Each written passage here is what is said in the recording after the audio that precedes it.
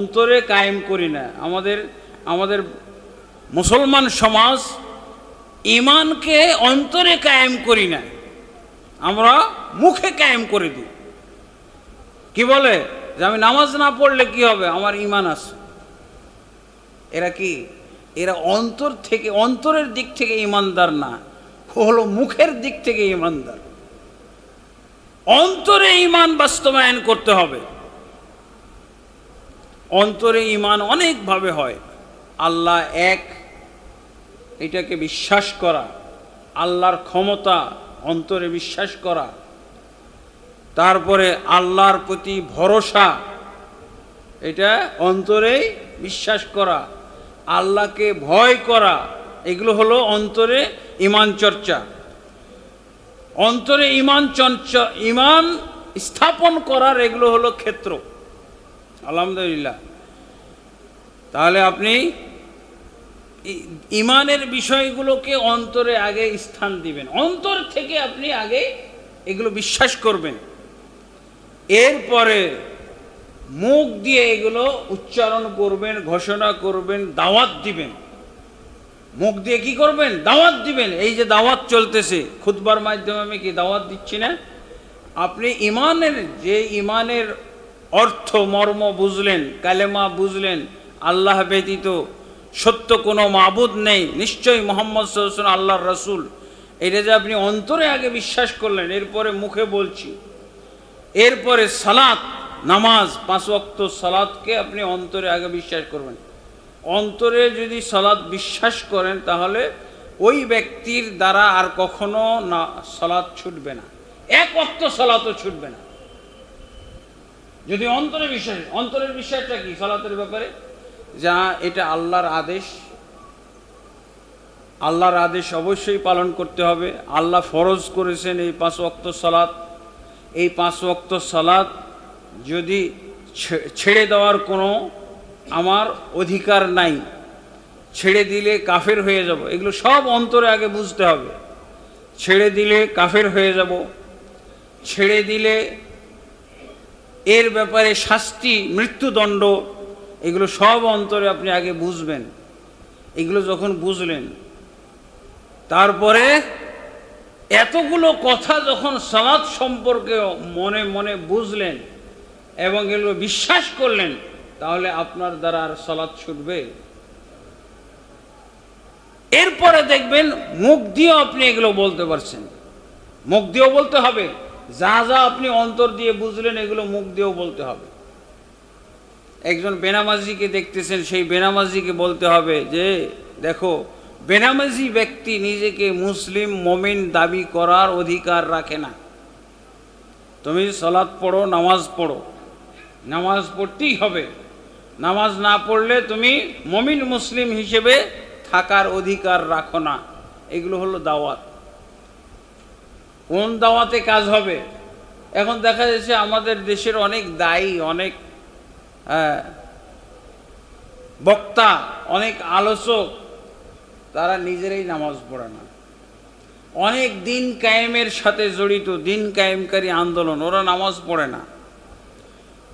নামাজ নিজে পড়লে কি হবে? তার মুখ দিয়ে যদি এই বক্তব্য না বের হয়, নামাজ ছেড়ে দেওয়া, নামাজ ত্যাগকারী কাফের মুশরিক, নামাজ ত্যাগকারী শাস্তি হলো মৃত্যুদণ্ড, নামাজ ত্যাগকারী জানাজা পড়া যাবে না, নামাজ ত্যাগকারীর অর্থ সম্পদ থাকবে না, অর্থ সম্পদ তার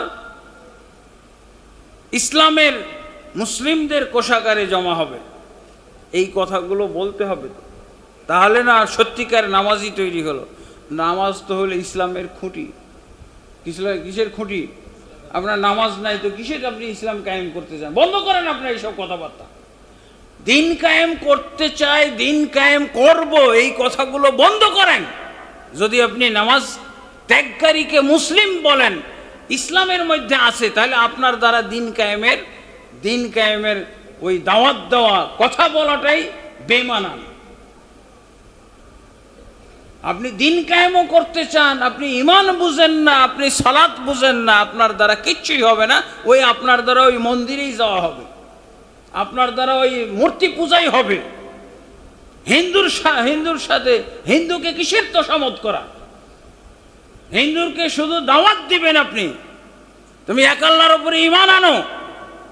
যে কোনো বিধর্মীকে পরিচয় হইলেই আপনার দায়িত্ব পড়ে গেল তাকে ঈমানের দাওয়াত দেওয়া। অবশ্যই তাকে দাওয়াত দিতে হবে। আর তৃতীয় কাজ হলো, অন্তরে বিশ্বাস করলেন, অন্তরে শুধু ঈমানের বিষয় না, সালাত, যাকাত, হজ, উমরা এবং সিয়াম, এগুলো সব আপনার অন্তরে বিশ্বাস করতে হবে আর কাজে বাস্তবায়ন করতে হবে। তাহলে আপনি সত্যিকার ঈমানদার হইতে পারবেন। তাহলে আল্লাহ যে সংক্ষেপে বলে দিলেন, আনতুমুল আলাউনা ইন কুনতুম মুমিনিন, তোমরাই বিজয়ী জাতি যদি মমিন হয়ে যেতে পারো। তো মমিন তো বুঝলেন, মমিন কাকে বলা হয়? তিনটা ক্ষেত্রে যারা ঈমান কায়েম করে, ইসলামকে কায়েম করে, প্রথম হলো অন্তরে, এরপরে মুখে, এরপরে অঙ্গ প্রত্যঙ্গ দ্বারা। অঙ্গ প্রত্যঙ্গ দ্বারা ঈমানের সবচেয়ে বড় হলো জারওয়াতু সিনাম। জারওয়াতু সানাম, এটা হলো জিহাদ, জিহাদ করা। তো জিহাদের অবশ্য জিহাদ কয়েক প্রকার আছে। একটা হলো মাল দ্বারা জিহাদ করা, আর একটা হলো জবান দ্বারা জিহাদ করা। মাল দ্বারা আর জবান দ্বারা জিহাদ করা। আল্লাহ রাসূল সাল্লাল্লাহু আলাইহি ওয়াসাল্লাম বলছেন, আফজালুল জিহাদ কালিমাতু হক ইনদা সুলতান জাহির। সর্বোত্তম জিহাদ হলো হক কথা বলা। জালেম শাসকের সামনে হক কথা বলে ফেলা, এটা হলো উত্তম জিহাদ। আর হলো আর একটা হলো জিহাদ হচ্ছে জিহাদুস সিনান। জিহাদুস সিনান, সিনান মানে অস্ত্রের জিহাদ। আর একটা হলো জিহাদুল লিসান, জিহব্বার জিহাদ। আর একটা হলো জিহাদুল আমওয়াল, মানে সম্পদ দ্বারা জিহাদ করা, মানে দিনকে সাহায্য করা সম্পদ দিয়ে। দিনকে সাহায্য করা সম্পদ দিয়ে, তার অর্থ হলো দিনই স্বার্থে সম্পদ খরচ করা।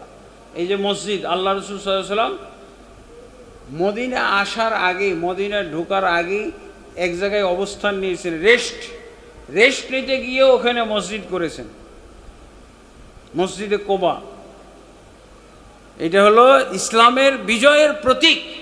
আপনি যেখানেই কিছুদিনের জন্য, কিছুক্ষণের জন্য অবস্থান করবেন, সেখানেই মসজিদ বানাবেন। এই যে আপনাদের সামনে একটা মসজিদ লটপট করতেছে, এই মসজিদের পূর্ণাঙ্গতা আসতেছে না, এই মসজিদ কমপ্লিট করতে পারছি না আমরা। তার মানে আমাদের মুসল্লিদের মধ্যে জিহাদ বিল আমওয়াল, মাল দ্বারা জিহাদ করা, ইসলামের জন্যে সম্পদের মাধ্যমে জিহাদ করা, এটা তো সহজ সম্পদ, কিন্তু আমরা এটা যথাযথভাবে পর্যাপ্তভাবে করতেছি না। আমরা দায় সারাভাবে করতেছি। যথাযথভাবে যদি আমরা করতাম তাহলে মসজিদ এভাবে থাকতো না। আলহামদুলিল্লাহ, আমাদের গ্রামে একটা দাওয়াতি একটা মসজিদ করলাম কুয়েতের ফান্ড দিয়ে। তো সেখান থেকে আমরা শিক্ষা নিলাম। আর একটা মসজিদ করার দরকার পড়লো, আমরা কয়েক ভাই, 3 ভাই মিলে করে দিয়েছি। হ্যাঁ, ছোট মসজিদ, যেটা অক্তিয়া মসজিদ, আমাদের বাড়ির পাশে। তো বাড়ির পাশে যদি আমার মসজিদ হয়, তো এই মসজিদ তৈরি করার জন্য আমার উপরে হক বেশি। কে দিল না দিল এটার চাইতে আমার নিজের উপরে হক বেশি এই মসজিদের। এইভাবে বুঝতে হবে, ইসলামের জন্য আপনি জিহাদ বিল আমওয়াল, মাল দ্বারা জিহাদ করবেন। আমরা চিন্তা করলাম যে কুয়েতের কোন ধনবান ব্যক্তি বা কুয়েতের সেই দাতা ব্যক্তি আমার গ্রামে মসজিদ করেছে, সব নিয়ে যাবে। আমি এই গ্রামবাসী হয়ে কি লাভ হলো? গ্রামবাসীর মসজিদ বানিয়ে সওয়াব নেওয়ার দরকার আছে না? গ্রামবাসী, প্রতিবেশী যারা, তো আলহামদুলিল্লাহ আমরা 3 ভাই মিলে করে দিয়েছি। আমাদের দরকার নাই তো। আল্লাহ সম্পদের মালিককে আতুহুম মিন মালিল্লাহিল্লাযী আতাকুম। আল্লাহ বলছেন তোমরা হকদারদেরকে আল্লাহর মাল থেকে দাও, তোমাদের মাল থেকে দিতে বলছি না। আমাদের কাছে যা মাল আছে এটা কার মাল? আল্লাহ আমাদের মাল স্বীকারই করেননি। কি বলছেন? মালুল্লাহ, আল্লাহর মাল থেকে দাও।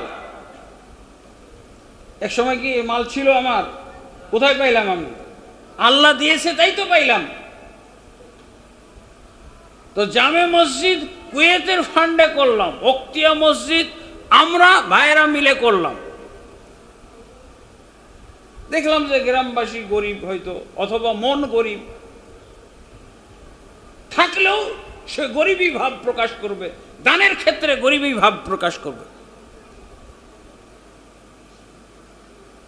আপনি সম্পদ তো যা করেছেন এটাও ইসলামের জন্য, 1 নম্বর ইসলামের জন্য, 2 নম্বর আপনার জন্য।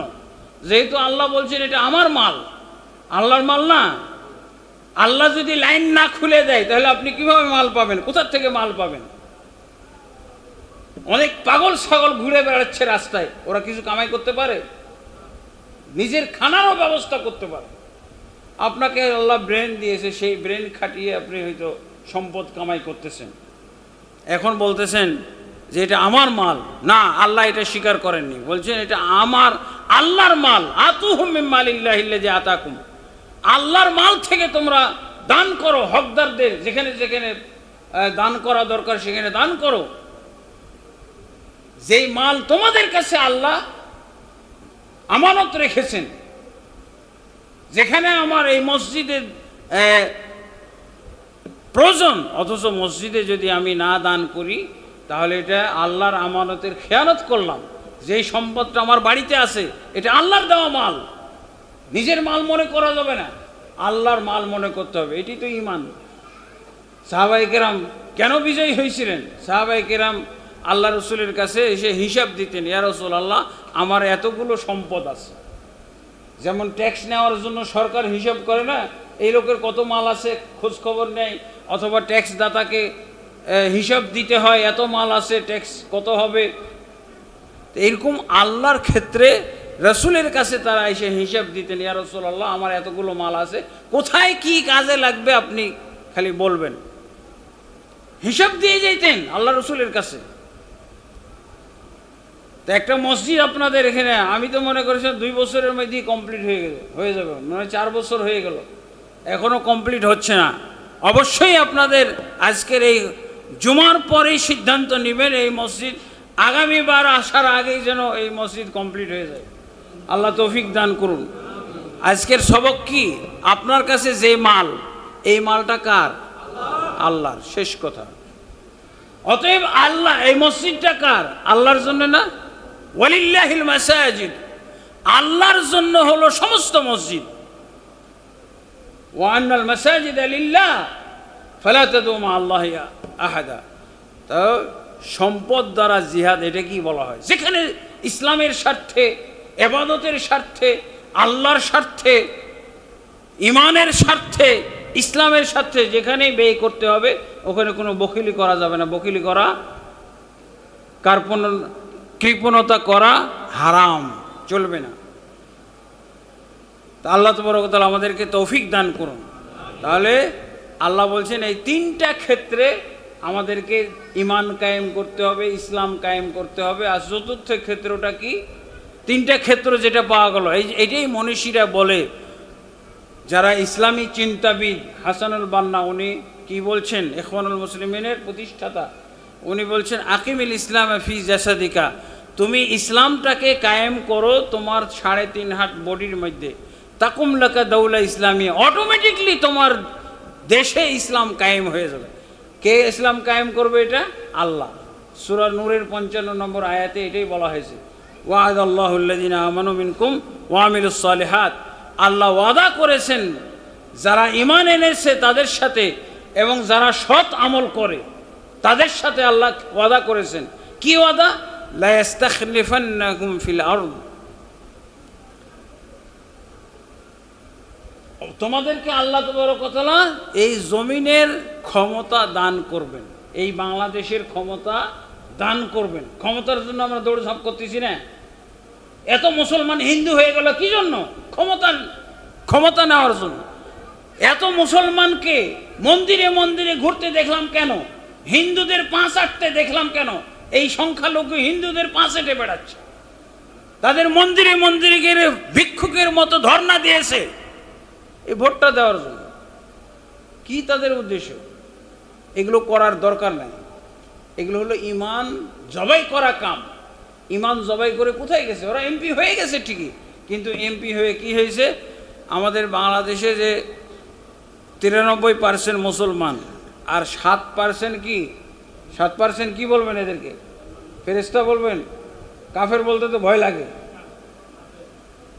কাফের বলতে ভয় লাগে। কাফের শব্দটা নাকি বলা ঠিক না। কিসের বলা ঠিক না? এরা কাফের, মুশরিক, আল্লাহর দুশমন, রাসূলের দুশমন, ইসলামের দুশমন, মুমিনদের দুশমন, এই 7%। কিন্তু এত কষ্ট করে এই 7%-এর সেবক হয়েছে। 300 জন এমপি কিসের? মুসলিমদের সেবক, মুমিনদের সেবক, ইসলামের সেবক। এই 7% কাফের, এবং এই 7% কাফেরের নীতি এবং তাদের যে বিধান, মানব রচিত বিধান, এই মানব রচিত বিধানের তারা পাহারাদার হয়েছে, মানব রচিত বিধানের উন্নয়নকারী হয়েছে, প্রণয়নকারী হয়েছে। মুসলিমের কিছু হয় নাই। ওরা মুসলিমদেরকে আরো বিপদে ফেলার জন্য তারা রেডি আছে, জঙ্গি বানানোর জন্য, সন্ত্রাসী বানানোর জন্য তারা রেডি হয়ে আছে। তারা ঈমান এনেছে ওই 7%-এর উপরে। এগুলো হলো, এটা এই ধরনের মুসলমানদেরকে আল্লাহ দিন কায়েম করে দিবেন না। আল্লাহ তাবারক ওয়া তাআলা সত্যিকার অর্থে যারা অন্তরে ঈমান কায়েম করেছে, মুখে ঈমান কায়েম করেছে, ইসলাম কায়েম করেছে, যারা অঙ্গে প্রত্যঙ্গে ঈমান ইসলাম কায়েম করেছে, তাদের জন্য আল্লাহ বলছেন যে আমি আল্লাহ ওয়াদা করেছি তোমাদেরকে, তোমাদের জমিনের বুকে তোমাদেরকে আমি ক্ষমতা, খেলাফত দান করব, যেভাবে পূর্বে খেলাফত দান করেছিলাম। পূর্বে এমনকি আমাদের নবী মুহাম্মদ সাল্লাল্লাহু আলাইহি ওয়াসাল্লাম তার সাহাবীদেরকে খেলাফত আল্লাহ দান করেছেন। তারপরে 1924 সাল পর্যন্ত খেলাফত ছিল না। সর্বশেষ খেলাফত উসমানী খেলাফত 1924 সাল পর্যন্ত ছিল। কে দিয়েছিল এই খেলাফত? এরপরে মুমিন মুসলমানরা শিরক চর্চা করে, ঈমান বিরোধী কাজ করে, আকীদা বিরোধী কাজ করে, আকীদা বিধ্বংসী কাজ করে এই নিয়ামত হারাইছে। এই নিয়ামতের ছিটা ফোঁটা এখন আপনারা দেখতে পাবেন হয়তো সৌদি আরবে আছে। সাম্রাজ্য শেষ হয়ে গেছে, একটা রাষ্ট্র শুধু পাওয়া যাচ্ছে যেটা ইসলামকে তারা সংবিধান হিসেবে বাস্তবায়ন করে চলেছে। তারপরও 100% বলার কোনো উপায় নাই। কি 60% বলতে পারেন, 50-60% তারা দিন কায়েম, যেটা অন্য দেশে নাই। আফগানিস্তান, ইরান, এগুলো তো ইসলামী রাষ্ট্র বলা যাবে না। এগুলো হলো বলা যেতে পারে ওটা হলো বেরেলভি বা দেওবন্দি রাষ্ট্র, যেখানে তাওহীদের কিতাব নিষিদ্ধ। সেটা আফগানিস্তান, সেটা কি ইসলামী রাষ্ট্র হয়? যেই তাওহীদের কিতাবের উপর প্রতিষ্ঠিত সৌদি আরব, মক্কা, মদিনা, সেই তাওহীদের কিতাবটা আগে নিষেধ করেছে।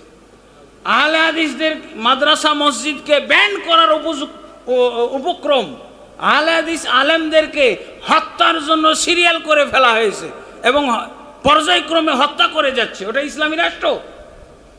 ইসলামী রাষ্ট্রের নামে প্রতারণা, ধোঁকা, বেদাতীদের রাষ্ট্র, মুশরিক সুফিবাদীদের রাষ্ট্র। আর ইরানকে ইসলামী রাষ্ট্র বললে তো মুরতাদ হয়ে যাবে। ইরানকে বলতে হবে শিয়া রাষ্ট্র, শিয়া রাফেজি রাষ্ট্র। ইসলামী রাষ্ট্র মানে কোরআন এবং সহিহ হাদিস ভিত্তিক হইতে হবে, এবং এটা অবশ্যই আল্লাহ করে দিবেন, আল্লাহ করে দিবেন, আল্লাহ প্রতিষ্ঠিত করে দিবেন। আপনাদের এই মসজিদে এতগুলো সহিহ আকীদার মুসল্লি কে জুটিয়ে দিয়েছে? আল্লাহ না? এই অন্তরগুলোতে এই যে সহি আকীদা আল্লাহ কে প্রবেশ করিয়েছেন? আল্লাহ না? এদেরকে এই যে বেদাত ত্যাগ করা কে শিখিয়েছেন? বেদাত ত্যাগ করার মন মানসিকতা